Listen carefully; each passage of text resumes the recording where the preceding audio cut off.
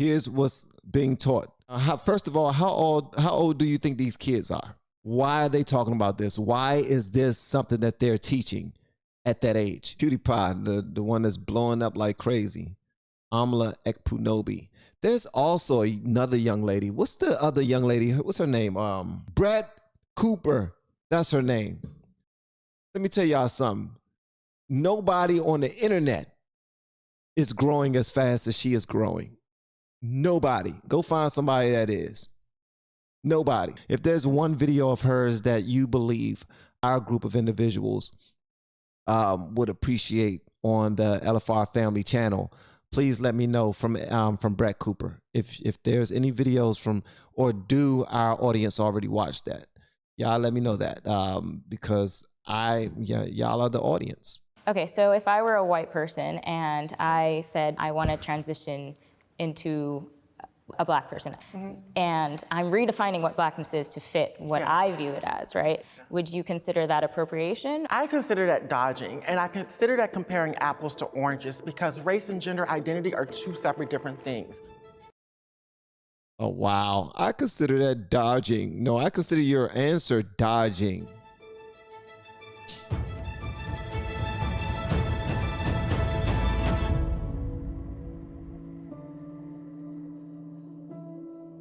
Step forward if you agree. The transgender movement is indoctrinating our youth.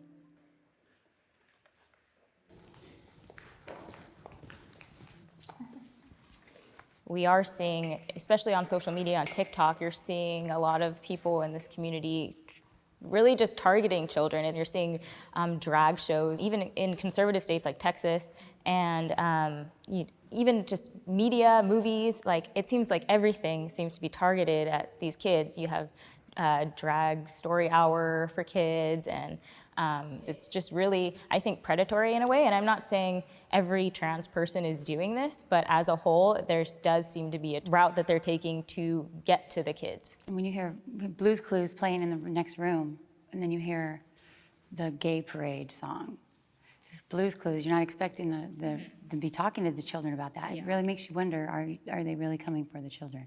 And I think we see in our population now the rate of young children who are identifying as transgender, non-binary is skyrocketing. And I think there's something to be said for people who are truly experiencing gender dysphoria, which we recognize exists, and those who are experiencing what is now going to be called, or in the future going to be called, this social contagion gender dysphoria, where they're being exposed to it on social media or in school, or mom and dad are having a conversation about it with children, and children are now starting to develop gender confusion. Now, hold on one second. That note came up. It says, after intense, hold on one second. Why does this come up? Hold on one second. I'm gonna go back a little bit. Gender dysphoria, where they're being exposed to it on social media or in school, or mom and dad are having a conversation about it with children, and children are now starting to develop gender confusion. All right, so after intense debate and criticism, PLOS issued a correction that they did not survey transgender or gender. That part right there is covered up. Or surveyed their parents. Rapid onset gender dysphoria, ROGD, is not a formal mental health diagnosis at this time. So that was by NBCnews.com that posted that.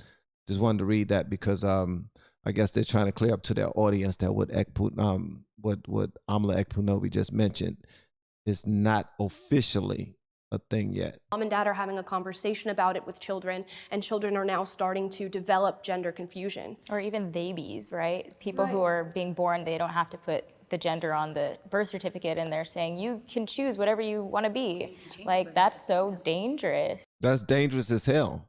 Like, okay, are you ready to decide what you want? You get to decide on your 4th birthday. Yay! But Billy got to decide on his 3rd birthday. And I'm a big boy. I should be able to decide if I'm a big girl or not. Really? That's where we are now. Now, that's the part I don't understand. And like Amla Ekpunobi says, there's people who are actually like really naturally dealing with this. But the great majority of people are, in my opinion, is a fad. I don't know what the scientific backup for that is. I said, in my opinion, it's a fad. It's a fad. That's why Charlie Kirk said this is the gayest generation in the world ever.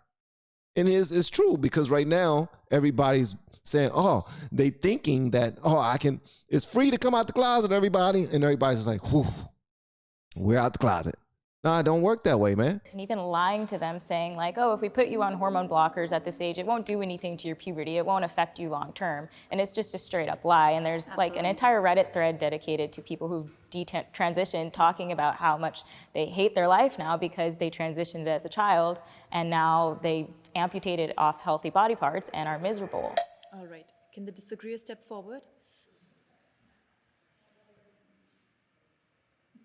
The fact that the trans movement has got people shook has me so excited. The trans movement is not indoctrinating our youth. Our youth are understanding who they are at a younger age.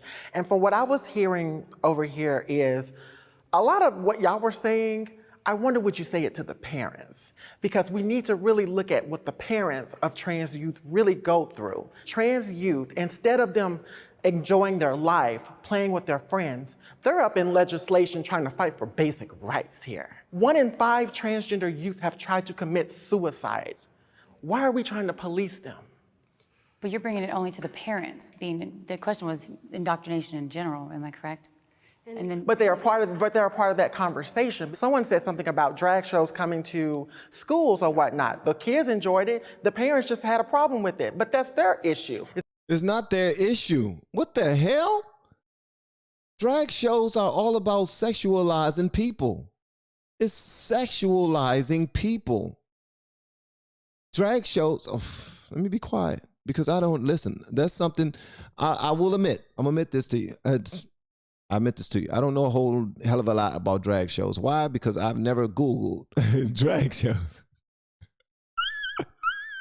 But from what I've seen, the short clips that are being shared all over IG by certain conservative channels just to show people what's going on out there, yo, this stuff is disgusting. Disgusting, man. It's disgusting.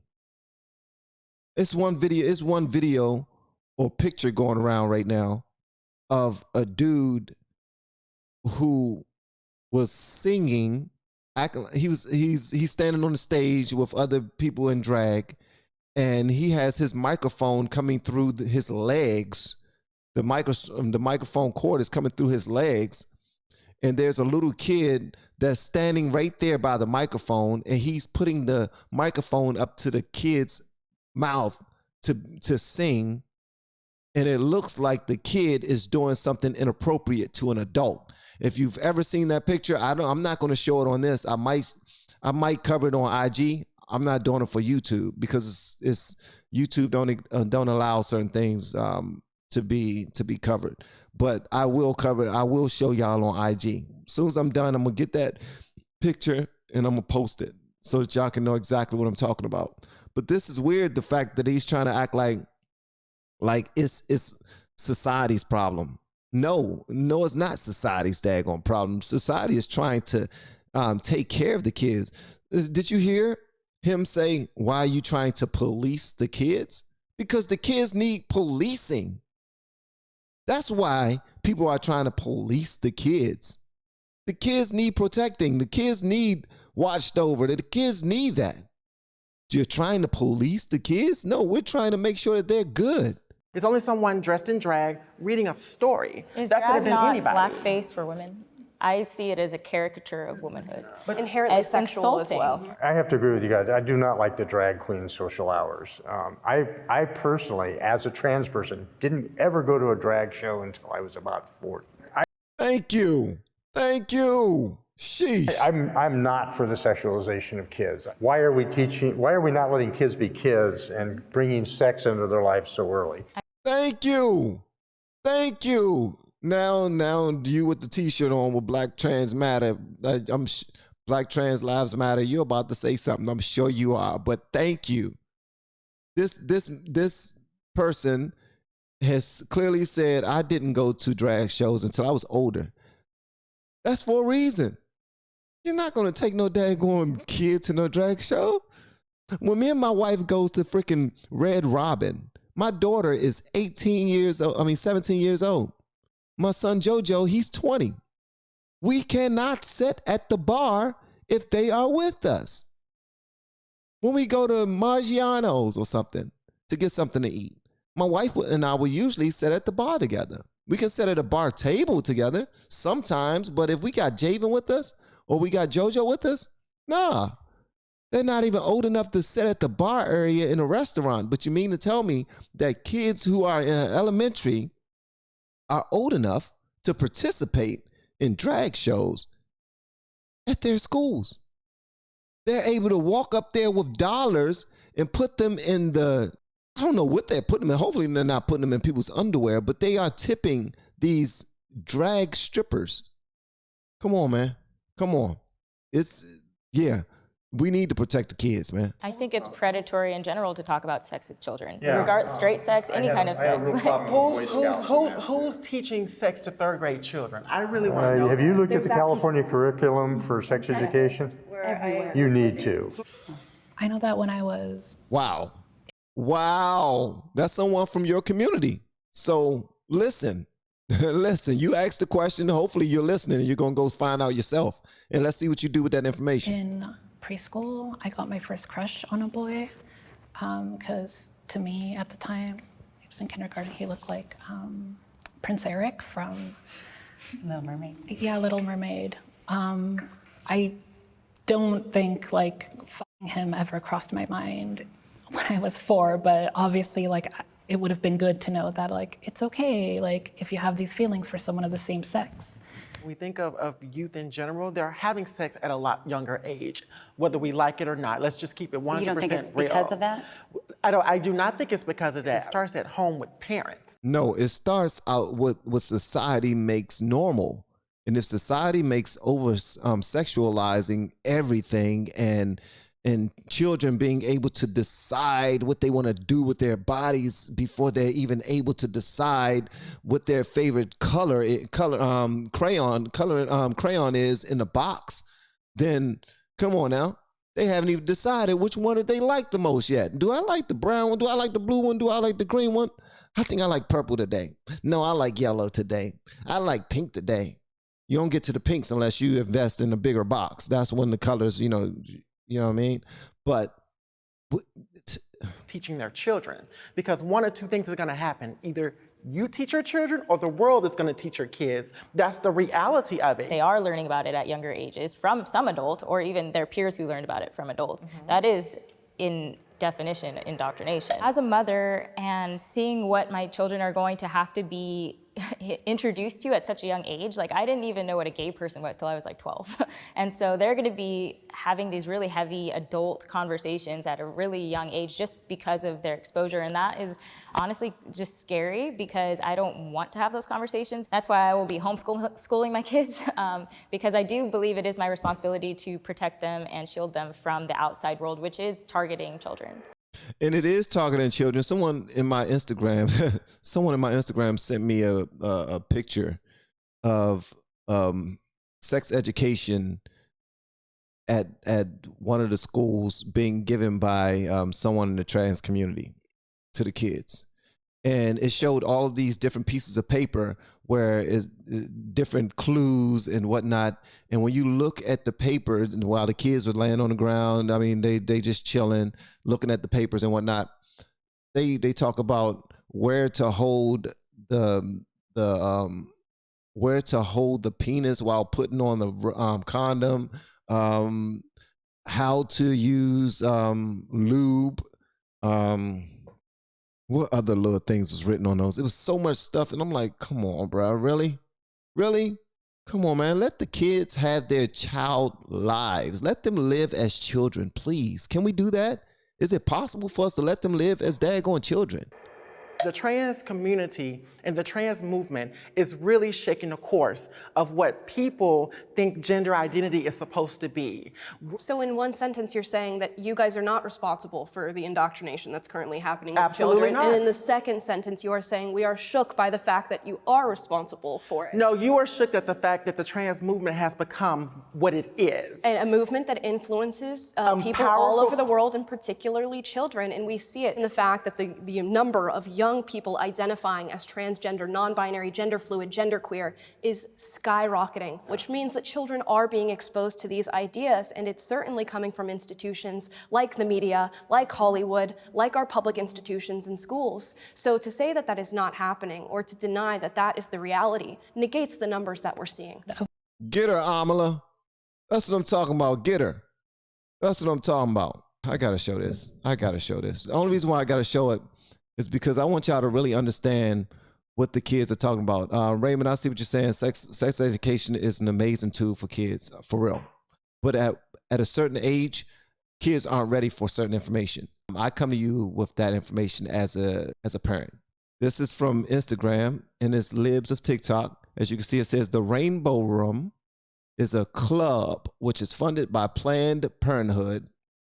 They partner with teachers to offer support for discussing topics relating to LGBTQ in school. Here's a photo from one of their programs. Kids are pictured playing with sex toys and simulating sexual acts. This is sexual education to some people. Raymond, this is what we're talking about. This is sexual education right here. So do you guys think that this is okay? So here's what's being taught. First of all, how old do you think these kids are? Just by looking at them. Intercourse or anal play is what one of them says. Y'all see them. Y'all see them. The kids' faces are covered out. Here, look at these right here. 5 to 8 years old, maybe. Let's say 10 being the oldest.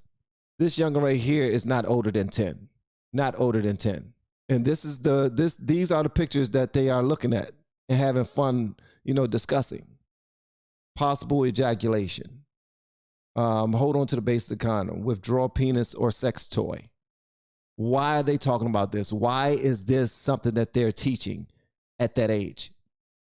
If you're going to allow your kids to do this, that should be something that you sign up for through your doctor or something like that, and go that way. If there's some type of outside next level education where people are learning these such things.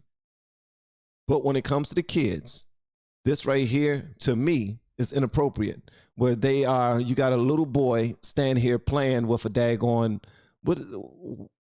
come on, I guess they're putting on condoms. I guess they're putting condoms on it. They're telling them, look, this is a dildo, it's a penis. We're going to put these on the penises. You know what I mean? At what age do you think is appropriate for this?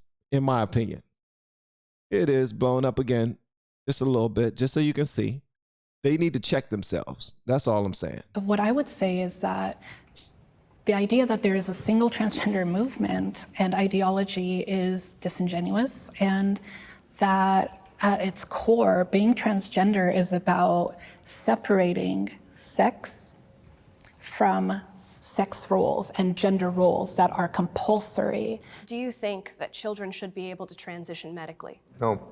I think No. it just really depends on each individual situation. They should be able to make the best medical decision for them. I am comfortable sharing bathrooms with the other side. Yes, I feel comfortable. Safe? That might be a different question, but comfortable? Yes, I feel comfortable. What I think... She says safe? That's a different question. Comfortable? Yeah, I can deal with it. I can be comfortable with it. The bathroom issue opens up is an issue of predatory men taking advantage of the opening. That now they could walk into a women's bathroom or a women's locker room, as we've seen happen in instances like here in Los Angeles at We Spa. And they go into a women's space, they expose themselves to the women, and then they say, well, I'm a trans woman and you've opened up this space for me. But we cannot blame trans people for that. And Nobody's blaming you. That's the problem right here. Because again, when you walk into the bathroom, I'm not interested in knowing what you are, what you identify as. I'm trying to use the bathroom and leave out of there. What people have tried to say is that when trans women go into the bathroom, they're being predatory, and that is not the case. That is something we do not blame on trans women. Although you were not saying that, when we talk about predatory behavior and when we talk about like the predatory cases, none of them have been trans women. So I just want to make sure. I know she's not strictly doing that, but because she. If that's not what she's doing, then why even bring it up? If that's not what she is putting on your plate, then don't eat it. You're bringing these things up. You're saying this is what people are saying. No, talk to the people that's in the room. Talk to the people that's in the room.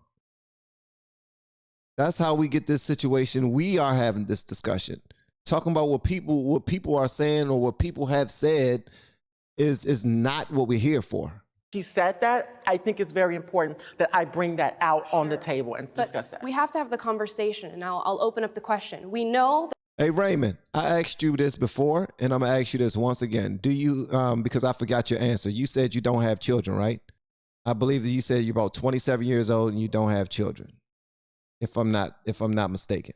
Because once you have a child and they are 7 years old and somebody is teaching your child how to do things at school sexually, and you have no say-so about it, then I would love to hear you talk about that from that standpoint. A lot of people who are not in the game or are not vested, are not connected in that way, will have heavier thoughts on certain things.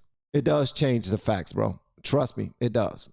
No, it's not an emotional argument. It's actual facts on how you choose to protect your children and understanding how children act, how they communicate at a young age. Ain't nothing emotional about raising children. Raising children is something physical. You do something wrong, they can die.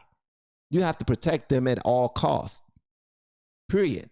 Now, I've done it 4 times successfully, and they've all been okay. You communicate with kids about certain things to watch out for.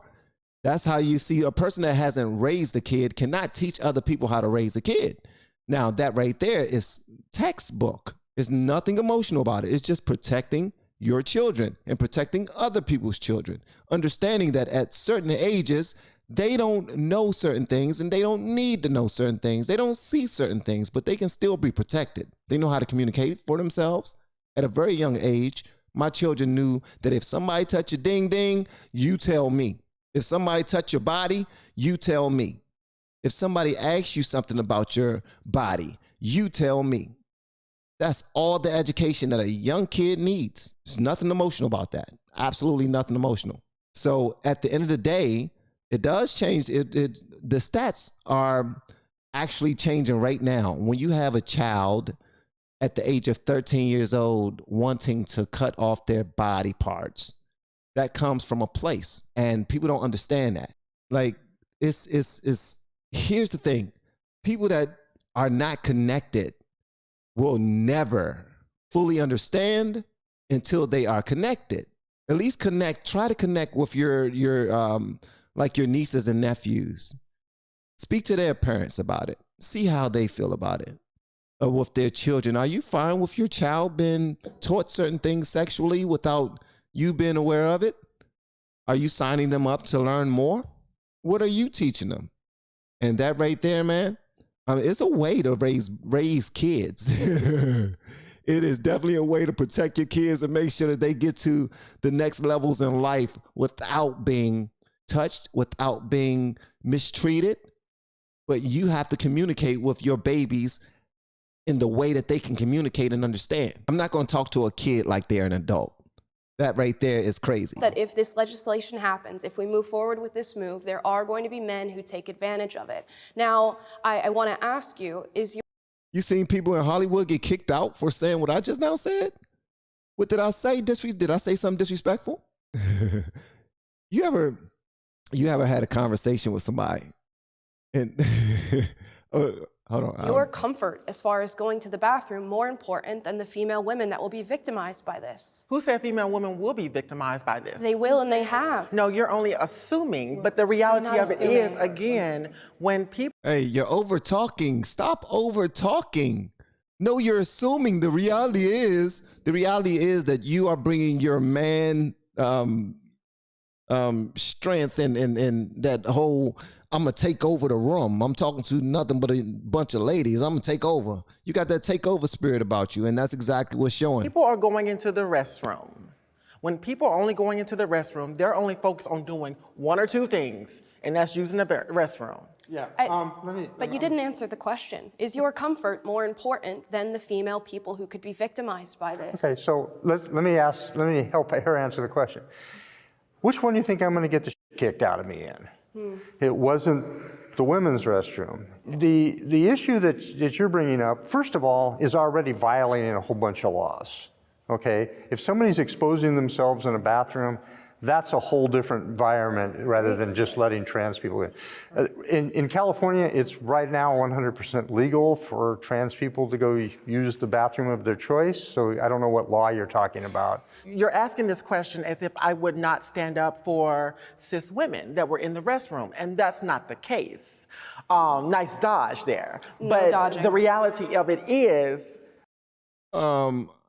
Listen, I'm a man inside this woman's bathroom. If something happened to one of these women, who's best to take care of them than me?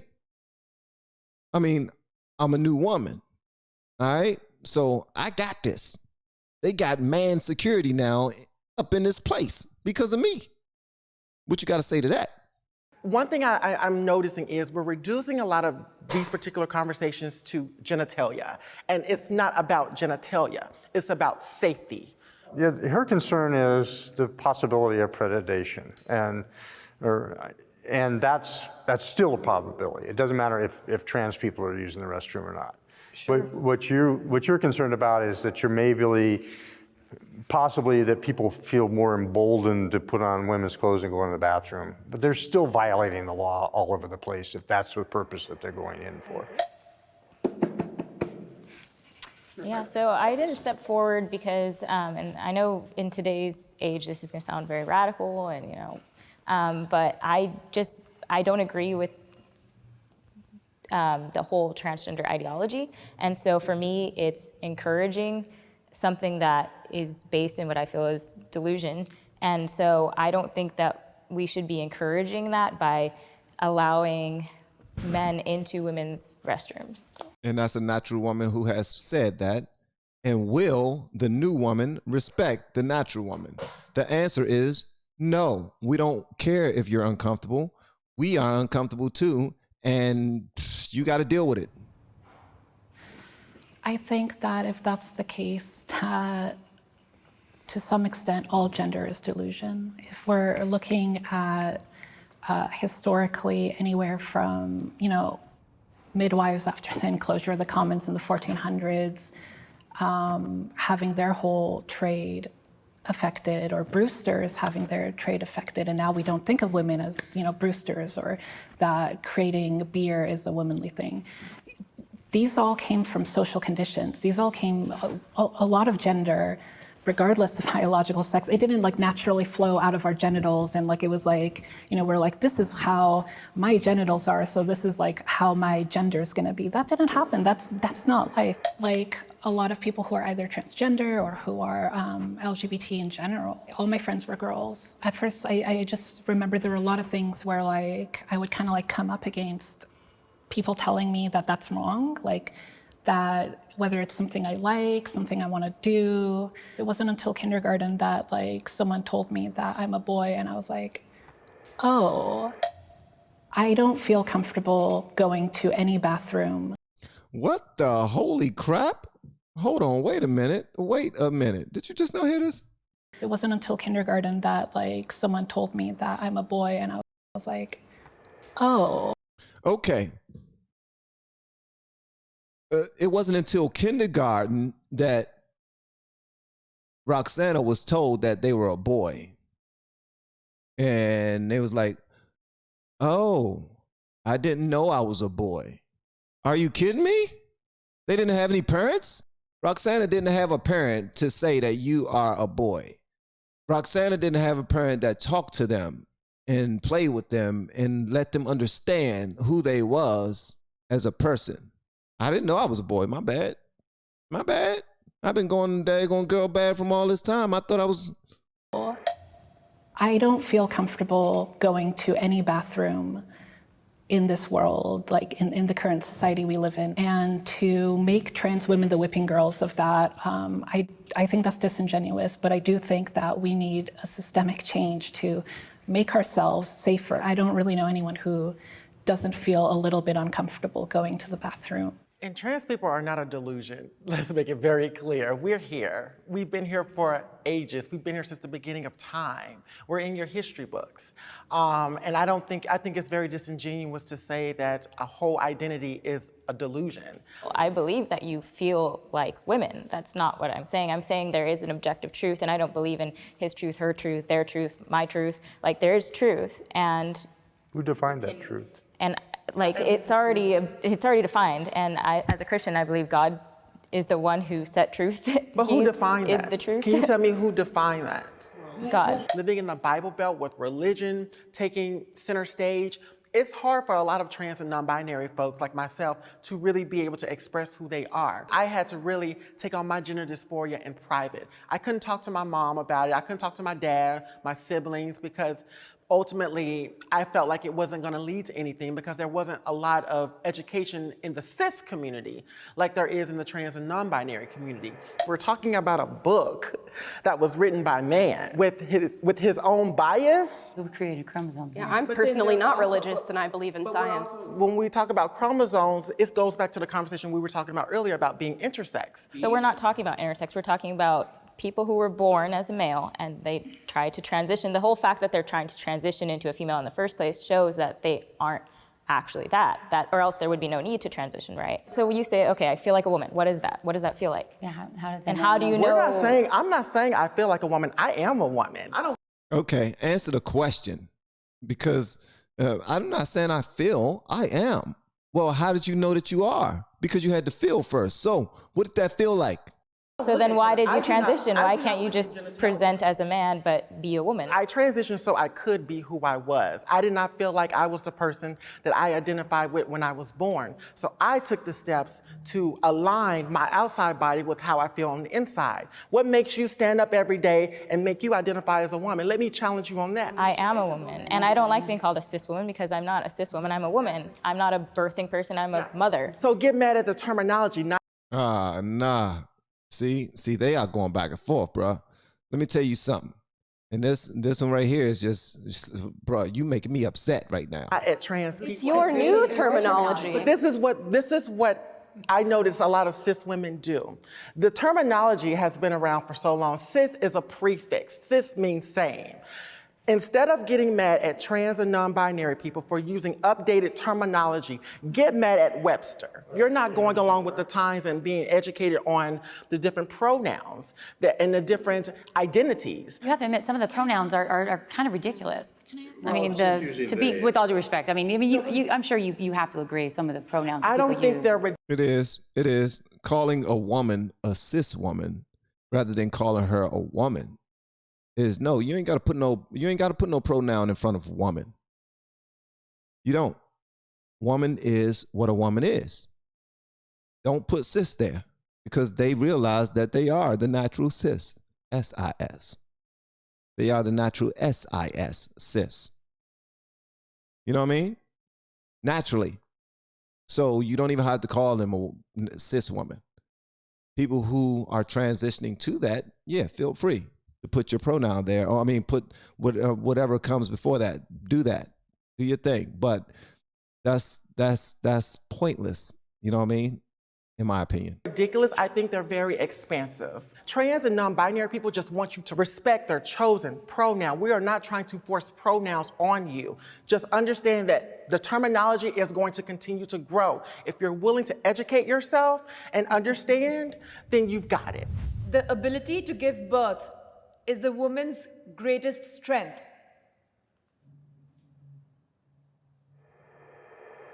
Can the disagreeer step forward?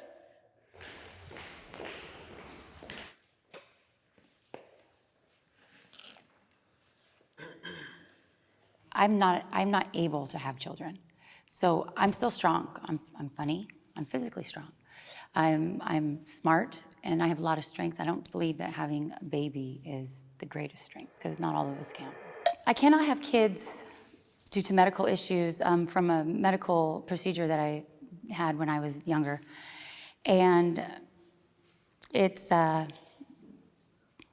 hard subject to talk about. It doesn't mean I'm any less of a woman, but can we get another question? I'm sorry. I'm sorry.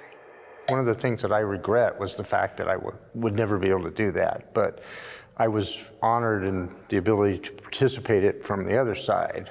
Women are amazing. They don't just deal with that, so. While giving birth is not a woman's greatest strength, I do think that only biological women are capable of going through that process and bringing life into the world. I need to push back on that because we're also forgetting that trans men and trans masculine people can also give birth as well. And I don't think it's fair to just set it on one group that says that just biological women have that power to just give birth. Trans men are biological women. If I'm wrong, somebody please interject. But at the end of the day, man, it's it's a silly argument in my opinion. It really is. And I get it. Everybody got their stance and their positions. Some from a more I feel this way. I felt this way for a long time, and now I am it. Manifest. They've manifested themselves into the new being that they felt like they was. Okay? A lot of people do that often. Every single, like a lot of doctors you've seen do it. A lot of artists do it. A lot of athletes do it. They see themselves as thing B, so they get there from thing A. But they haven't changed who they naturally are. They just manifested themselves into something bigger than the thing that they thought that they actually was or was going to be. But it's silly, these arguments we're having. It really is. And guys, can y'all not gang up on Raymond, please? It's all right. Like it's all right if people see things a different type of way. You know what I mean? It's all good, guys. And we have to be very clear when we look at the nuances of birth. I recognize that there are people who have different identities. There are biological women who identify as men and then go on to give birth. I would argue, however, that those people are still biological women. And I know that is something that can offend many, but that stands as my belief. So the correct term is actually cisgendered woman. Cis means same. It means that you identify with the birth that you were assigned. And so, I just really, really wish that we would kind of be a little bit more mutable to the terminology, because I think that's what really is going to open up that dialogue and that discussion. If I may, I think the crux of the conversation kind of comes back to, are trans women women? And I think if we don't agree there, it's going to be very difficult to kind of keep the conversation going or even agree on the points that you guys are talking about, because if we don't believe that trans women are women, then the conversation kind of ends there in terms of whether they're like men can give birth or not, if that makes sense. I'm not sure that's the case. I feel like the ability to give birth is not like the end all be all of a woman's like meaning and life and herself and her personality. And I think that if This is definitely mansplaining. Oh my gracious, this is mansplaining. Wow. How about that? A man is explaining to a woman of what a woman is. This is what a woman is. What are you talking about? So what? You was born a woman. That's not what's important right now. This is wow. Who said that? Was that Craig? Craig.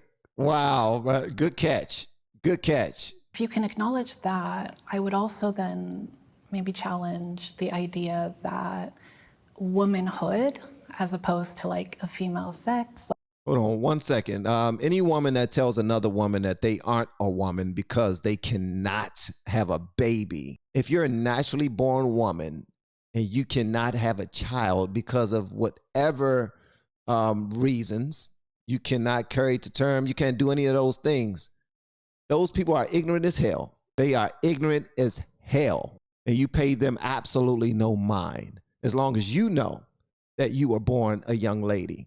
You were born a girl and now you are a woman. Period. That's it. You ain't gotta be able to do what your mom did or your grandmom did. You ain't gotta be able to do that. You are still born what you're born. It's like womanhood is a consistent thing that has always been one way. So how would you define womanhood? You sound like Matt Walsh. It's a good question. Womanhood, to me, is about standing in integrity. It is about being confident in who you are. And me, as a Black trans woman, should not be a threat to you. And what I see from a lot of cisgender women is they're trying to deem what womanhood is supposed to look like. I have my own perspective of womanhood. We can coexist in the same world, but the reality is we get so stuck on parts. Having a vagina is not the only thing that makes you a woman. I'm sorry. No apologies. No apologies. Like, nobody's offended. You just apologize when people are offended. No not true woman in there is offended by that. It takes integrity, it takes courage, it takes lifting other women up. It takes those things to begin to defy womanhood, and there's so many other different things. Can I ask you a question? Sure.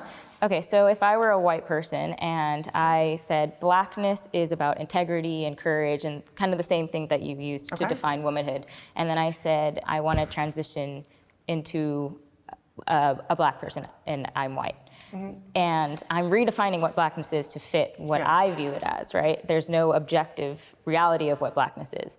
Would you consider that appropriation, or do you think that's something I should be allowed to do? I consider that dodging, and I consider that comparing apples to oranges, because race and gender identity are two separate different things. Because when we look at race, we have to look at many, many different structures of what whiteness and white supremacy looks like, and how white supremacy can be manipulated into other things. And what happens is the closer you are in proximity to whiteness, you're able to What in the hell is she talking about? He talking about? They talking about? What are they talking about? Weaponizing white supremacy. What exactly, what point is this person trying to make? I would love to know that, for real. What happens is the closer you are in proximity to whiteness, you're able to weaponize it against other people. It reminds me a lot of Rachel Dolezal, who, masqueraded as a Black woman. It really did open up many more doors of conversations around it, but it's still wrong. It's still not fair, because she will still ultimately have a privilege that I, as a Black trans woman, would not begin to have.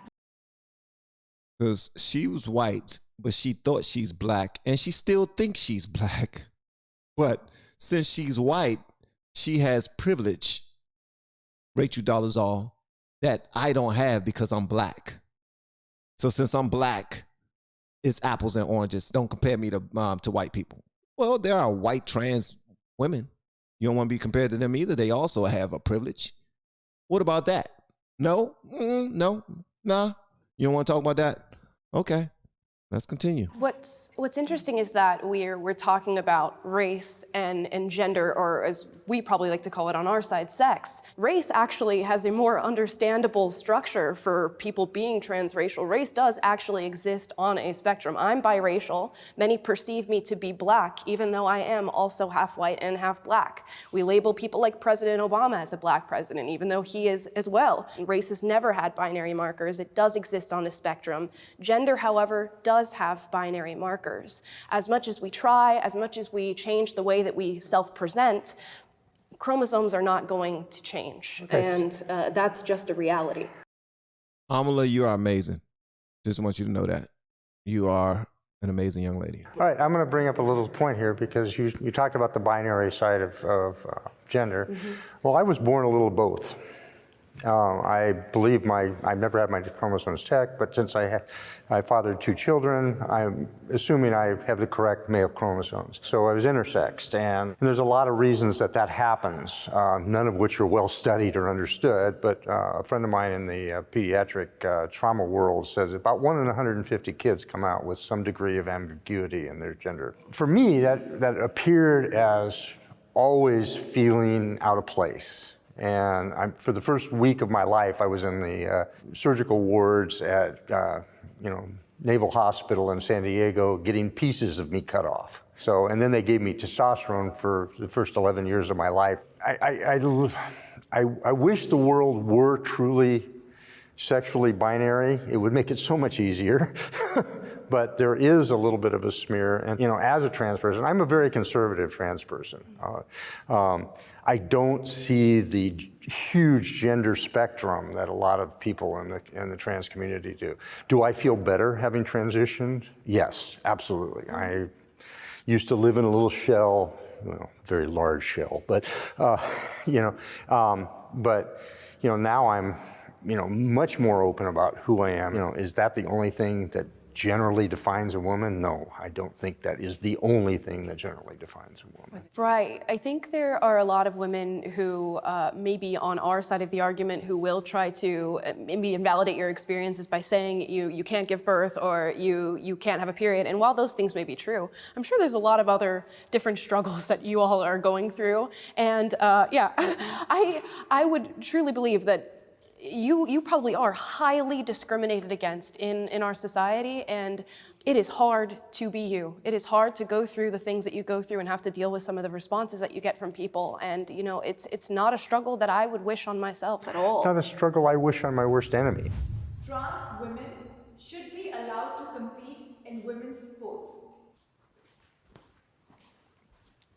I do think that trans women have every right to compete in women's sports. When trans women are on hormones, the hormones break their body down. Having gender-affirming surgery breaks down the body. And so I think we really need to be educated before we jump to a conclusion that trans women are stronger than cis women in sports. It's not being stronger than cis women in sports. I wouldn't say it's stronger than cis women in sports. Just stronger than women. Men are stronger than women. Period. That's it. Just say that. Leave it there. When you look at, okay, I'm gonna run this and I'm gonna pause it when they're all sitting down for a reason. Okay, everybody's sitting down right now. If there was one physical sport going on that had to do with strength and applying pressure or anything like that, which of these individuals do you think will best the others? The one that's built like a daggone man. Period. Like seriously, the one who's more physically fit. That's what's gonna happen. Hi, everybody. I find it interesting that you assume the people who disagree with you are uneducated, and I will speak out against that. I think the research shows that trans women do happen to have a biological advantage against biological women.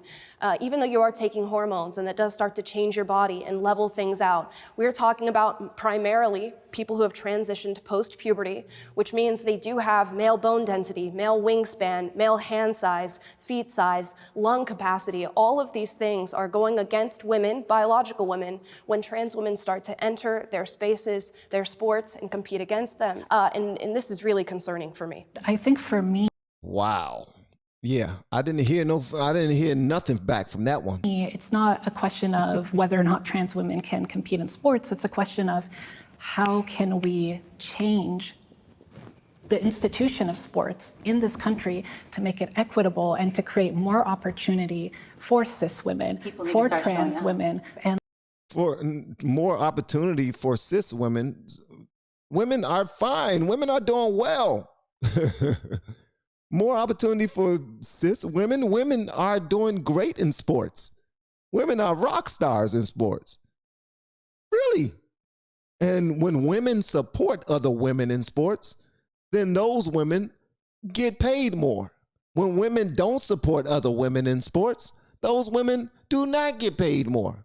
See, maybe I'm missing something. What am I missing? And like, that's kind of like why I wanted to actually ask you all, like, what has your relationship to sports been? I don't think you have to have a direct relationship to sports to realize that women are being affected by this issue, and I do reject the idea of equity. There is no way to come about an equality of outcome, which is what equity is saying. There's a reason that women's sports are less funded and less watched than men's sports. It's because men seem to excel athletically, and they seem to press the bounds of athleticism way farther than women do. Not only that, Amala, but I have to add, men watch sports. Men love watching sports, period. Now, there are women who love watching sports too. Not putting it, I'm just saying there are women who also love watching sports. But men love watching sports. That's what we do. And since we watch so many sports, since we go to sports bars and we just want to be a part of everything, we support these organizations.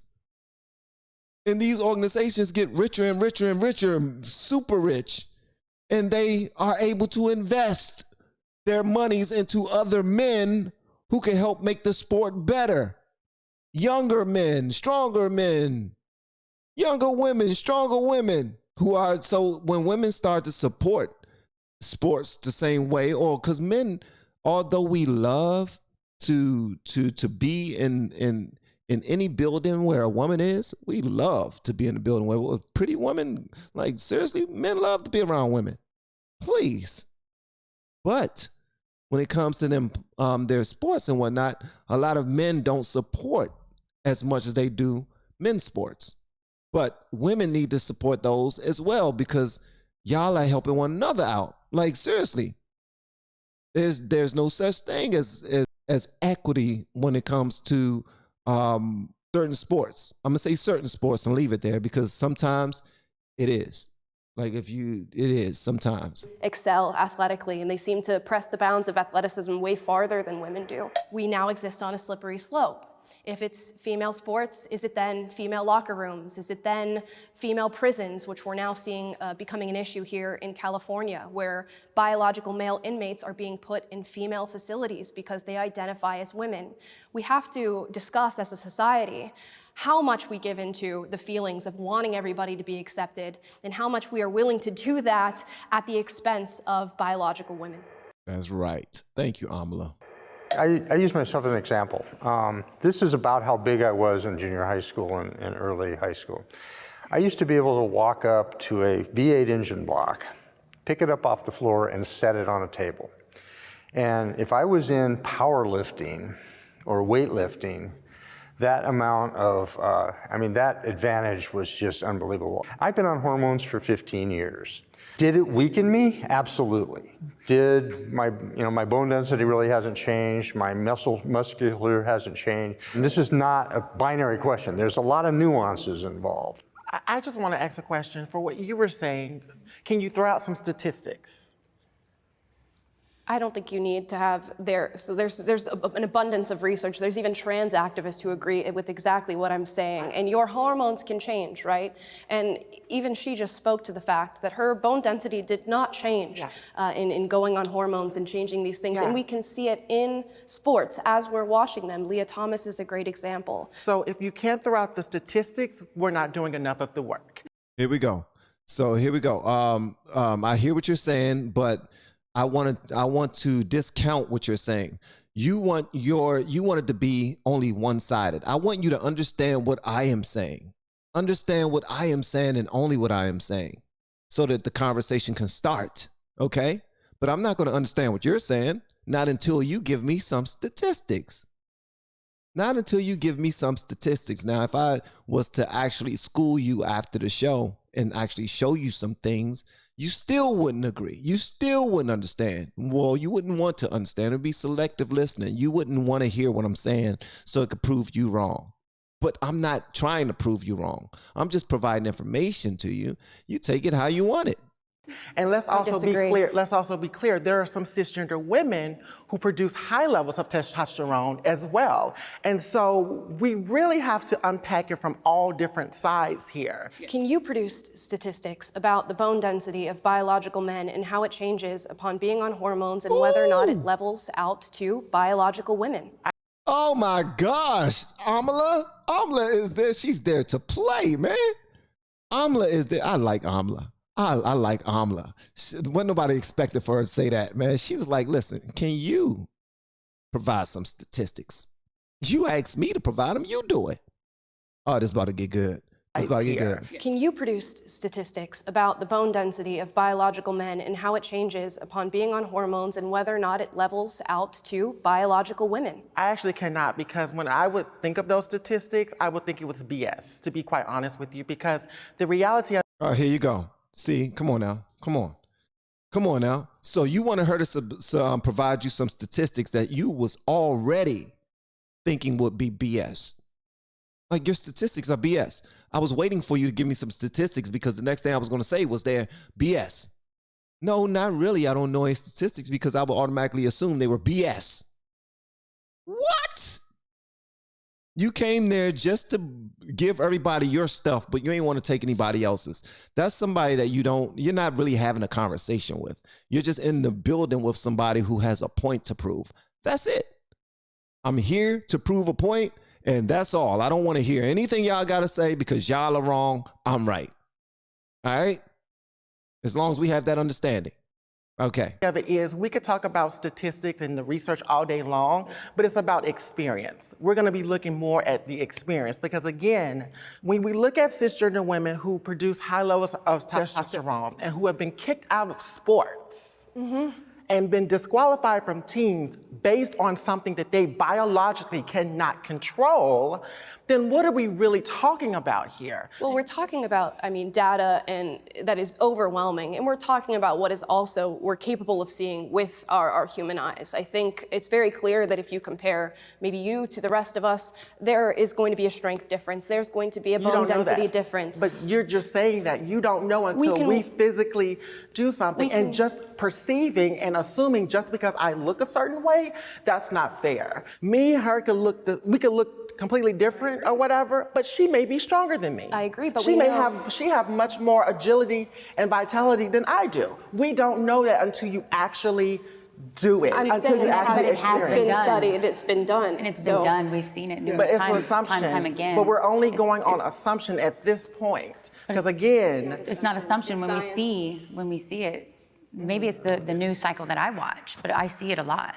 Yeah, that's what it is. It's algorithm. And but the thing is, the trans person is not going to hear what you're saying. No way. They didn't already made up their mind. I see it quite often where they're showing trans women beating. I'm by far. And you don't see women dominating in the men's sports, right? You don't see trans men going into men's sport and just completely dominating and wiping the field with them. This is what happens when you, in my opinion, twist God's design. And when you go against God's design, you create these problems that you wouldn't have if you weren't going against what God intended. I'm going to take her side a little bit on that. Let me say one more thing, and I'm supporting you on this one. There's a great deal of women that, and actually there was a lady in the last Olympics that they actually disqualified until she went on androgen blockers to knock her testosterone down to a female level. Like I said, this is not a binary yes or no question. And the whole idea of messing with what, God puts up, God put me up, okay, if you want to take that.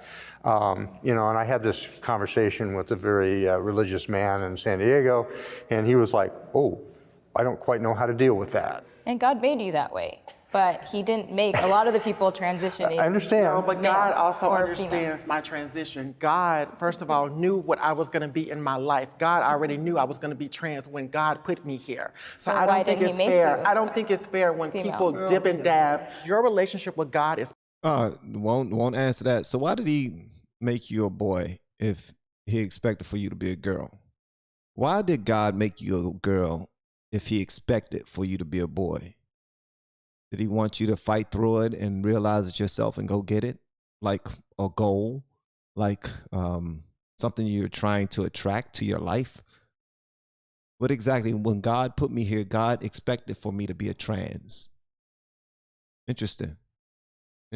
personal. Yes. It's sacred. Let's and keep I it don't there. think it's fair when other people dib and dab in other people's relationship with God when they don't understand what they go through. God still blesses me as a trans woman. God blesses you as a cisgendered woman. God will continue to bless you, but you don't want people to be in your business as like my relationship with God is my relationship with God.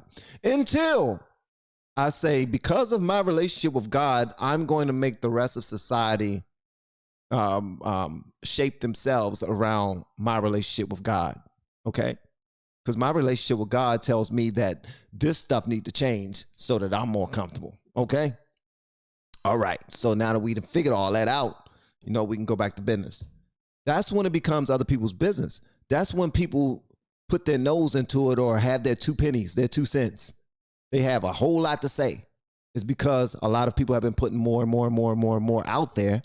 And now we are having a conversation that you claim you wanted to start. You said, in order for the conversation to start, we got to put this out there. Well, it's out there and the conversation is here. And now you have an issue with people who got something to say because your personal relationship with God. Well, we're back to you and your personal. We're not just talking society anymore. We're not talking everyone else having to, having to compete within the same sports and all those other things. We're not talking about that. We're back to you and your own personal walk with God. Nobody said you're not blessed by God. God blessed us and bless everybody. God blesses everyone. Everyone. is embodied in me as a trans person. I don't think it's fair, again, when we judge people's personal relationship with God. Gender identity, sexual orientation, none of that matters to a God that loves all. Gender dysphoria is real.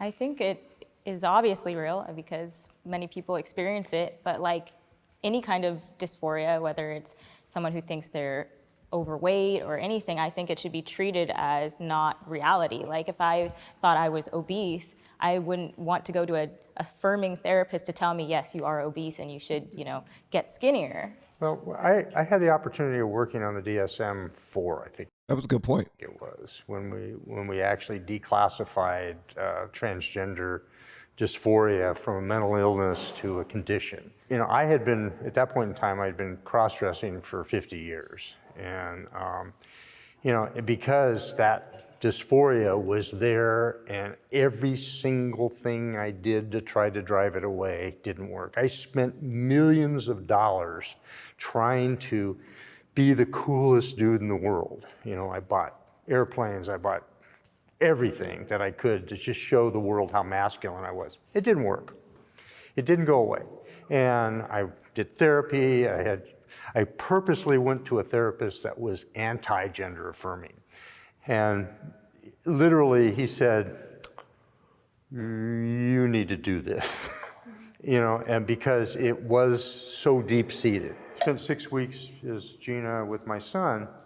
And at the end of that period of time, he asked 2 very fundamental questions. The most important one was, it's got to be truly exhausting for you to lead 2 lives. And I was kind of like, that kind of shook me to the core that my 22-year-old son saw that better than I did. So shortly thereafter, I announced to my family that I was going to transition. My wife and I separated because of it. The kids were not necessarily shocked, but understood and have supported me quite well. And my wife has actually become a very good, very warm, supporting person for me. gender dysphoria almost made me kill myself. And coming from Mississippi, at the time, there wasn't a lot of access to gender-affirming resources, like hormones, if I wanted surgery, whatever the case may be. And a lot of us trans folks who don't have access like that, a lot of us have to do sex work to be able to afford some of these things as well. Me coming up at the age of 20, and I knew I had a serious gender dysphoria, I did things to my body that I should have went to a hospital to do. That is something that's very, very hard for people to understand. A lot of us commit suicide because of gender dysphoria, and so it hits our community a lot harder. I do think gender dysphoria is very much real. I think the issue that's happened, especially in the space of science and research, is that we've looked at gender dysphoria and said the only source of care that we can go through is blind gender affirmation care. And a lot of the research shows that this is not the route to go into. In other countries that have decided to do nonpartisan research, Sweden, Finland, have decided that yes, gender affirmation care should be an option, but it really should be the last resort when it comes to treating people who appear at clinics with gender dysphoria. You know, a lot of conservatives will deny and say, well, gender affirmation care does not make them happier. And in many cases, that is true. But there are the cases like yourselves where the gender affirmation care does make them happier. You know, I know a lot of people that have transitioned, have untransitioned. I've talked with a gentleman at a religious right convention one day, and he was sitting there screaming how Jesus got him out of his gender transition. And honestly, that was the saddest man I've ever talked to in my life.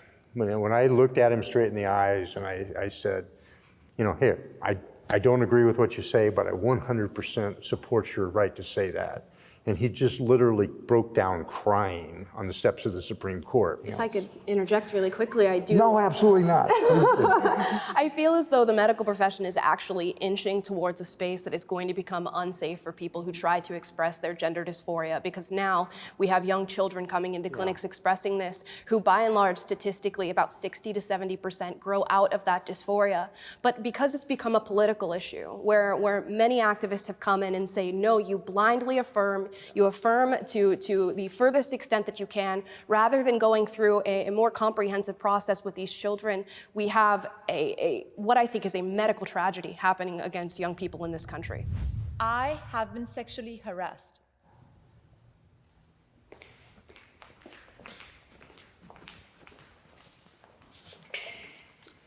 Yeah, I think in our society, it's so sexualized, everyone and everything, and I think we owe a lot of that to pornography and just media, and I think the kind of acceptance that I do see more so in the LGBT community of, like, you know, sex is great and let, like, everyone talk about it and there's no shame and everyone's just blurting out, you know, the fact that we're perpetuating a culture that's, frankly, in my opinion, disgusting. So are you talking specifically about LGBT people? I'm talking more so just about this sexual revolution, that the more sexual you are, the more partners you have, the more open you are about your sex life and everything, the more, like, liberated you are. What is consent? People are coming out of the woodwork saying, you know, I was violated, this happened to me, but they, like, drove home with that person. And I'm not blaming them, but I am saying those lines are being blurred because of our just flagrant disregard for any kind of, like, actual relationship prior to the sexual encounter. And I think, young lady, absolutely. Whoever raised her did a damn good job, for real. Because she's talking about, look, having some responsibility and not just jumping into the sack simply because this is something that's something to do. And the more sexualized the society becomes, people feel like they got free reign to be like, okay, I was able to do this easy with her, easy with her, easy with her. It's going to be easy with you.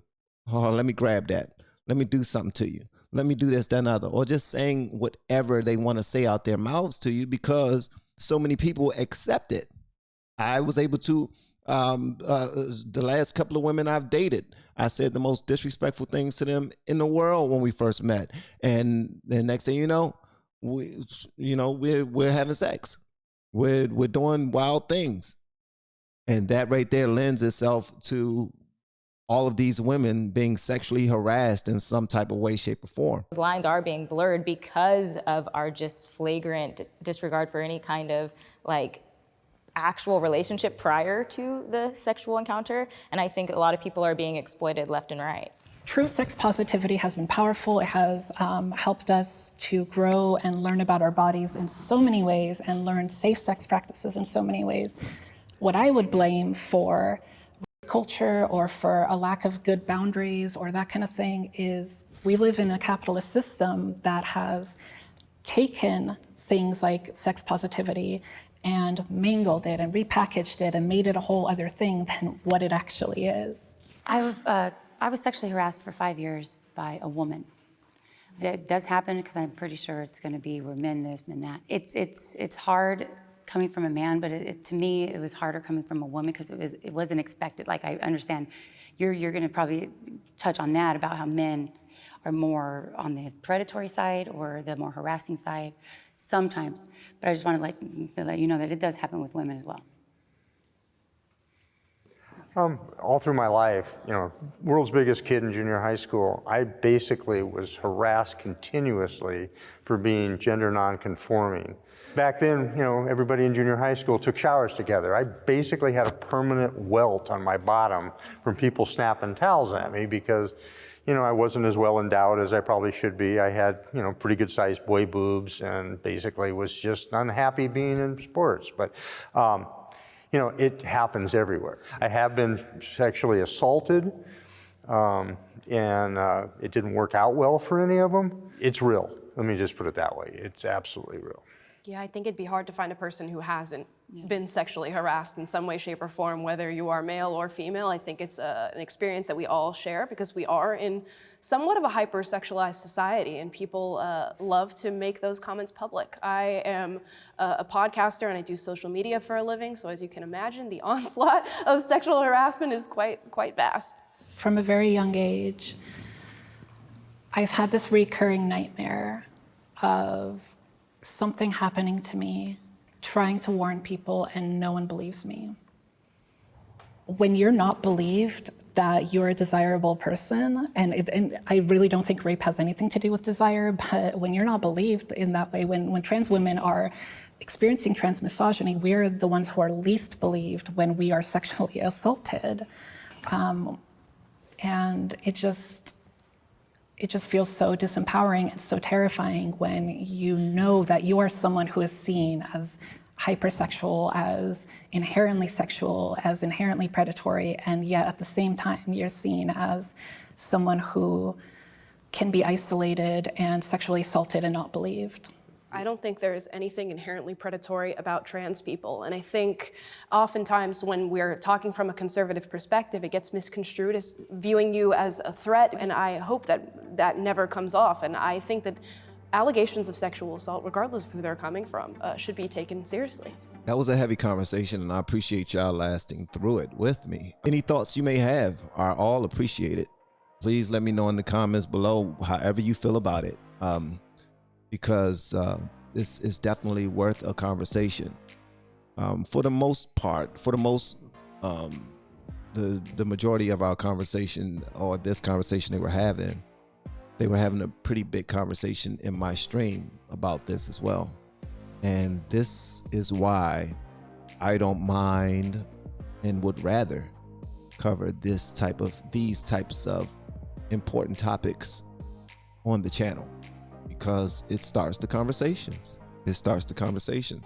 And hopefully something is done through the conversation rather than give you, I don't know, a little adrenaline rush or something, feeling like you won the debate.